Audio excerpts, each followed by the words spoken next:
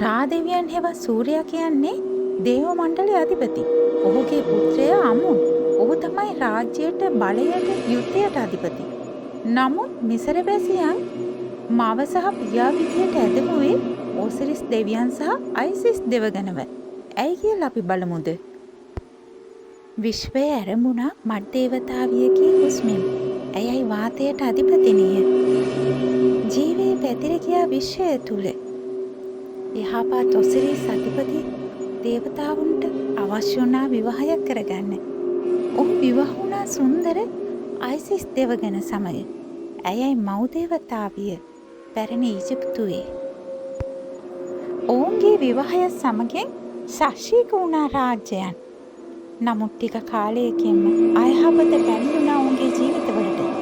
ඒ ඔසිරිස්ගේ දුෂ්ට සහෝදරයා සෙත් පැමිණුණා. ඔහු ඊර්ෂ්‍යා කළ ඔසිරිස්ට පලි ගැනීමට සිතුව ඔසිරිස්ගෙන් දිනක් සෙත් ඌට උපක්‍රමයක් දියත් කළා. ඒ තමයි උත්සවය සූදානම් කිරීම. ඒ උත්සවයට සියලුම දේවතාවුන්ට ආරාධනා කළා. ඔසිරිස් පැමිණියා මේ උත්සවයට. එහිදී සෙත් පැවසුවා මේ විශේෂ දීමනාවක් ලබා දෙන බව. ඒ ත්‍යාගියා පෙන්වුවා මිනි පෙට්ටියක්. ඒ මිනි පෙට්ටිය විශේෂ ජීවියක් ඇති බවත් පැවසුවා. ඒ සුදුසාට හරියන කෙනාට ලබා දෙන බවත් පැවසුවා. ඉතින් පළමුවෙන් උත්සාහ කරේ ඔසිරිස් බැස්සා මේ මිනි පෙට්ටියට. ඒ වෙලාවෙම ක්‍රියාත්මක වුණ සෙත්ගේ සහචරයන් මේ මිනි පෙට්ටිය පියන වසා දැමුවා. ඉන්පසු මේ සහචරයන් සෙත් සමග මේ මිනි පෙට්ටිය රැගෙන ගිහිල්ලා නයි ගඟේ පතුලටම දැමුවා. සැමියා නැතුණ වේදනාවෙන් බොහෝ වේදනාවට පත් වුණා. මව් දේවතාවිය අයිසිස් ඇය හඬා වැළපුණා.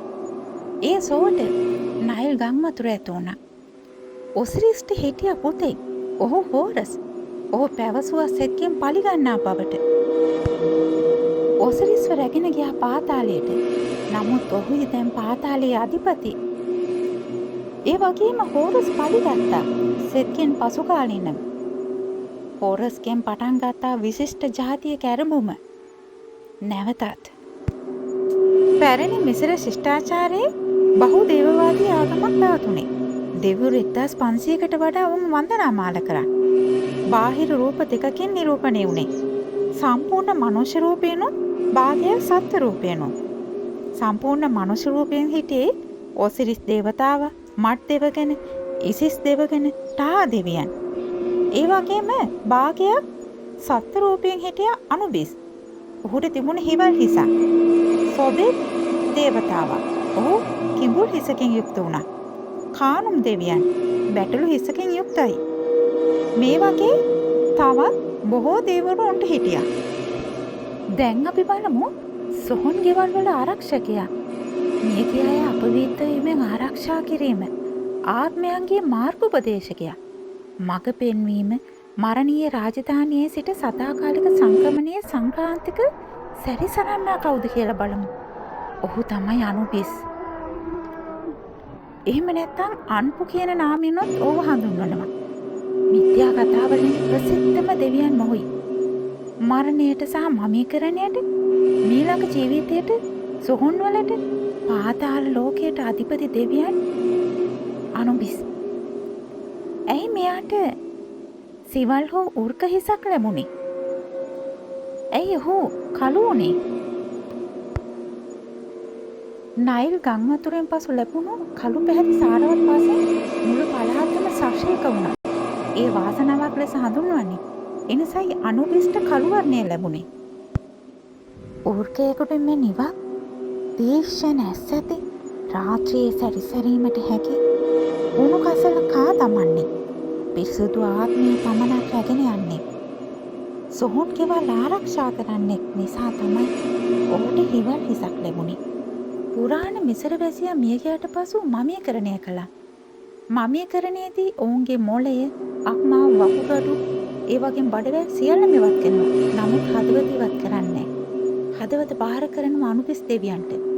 අනුබිස් දෙවියන් මේ මියගිය පුද්ගලයාගේ ආත්මය ශරීරයෙන් වෙන් වුණාට පසු ආත්මය රැගෙන යනවා පාතාලයේ අධිපති ඔසිරස් ළඟට.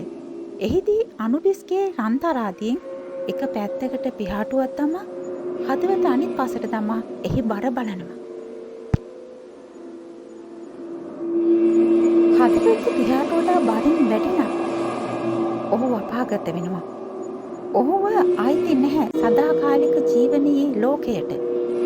අමිමින් දෙවියන් ඇවිල්ලා ඒ හදවත අනුභව කරනවා. ඒ වගේ මහාත්මය විනාශ වෙනවා. අනුබිස් සදාකාලික ලෝකයට ගෙනියන්නේ යහපත් ආත්මයන් පමණයි.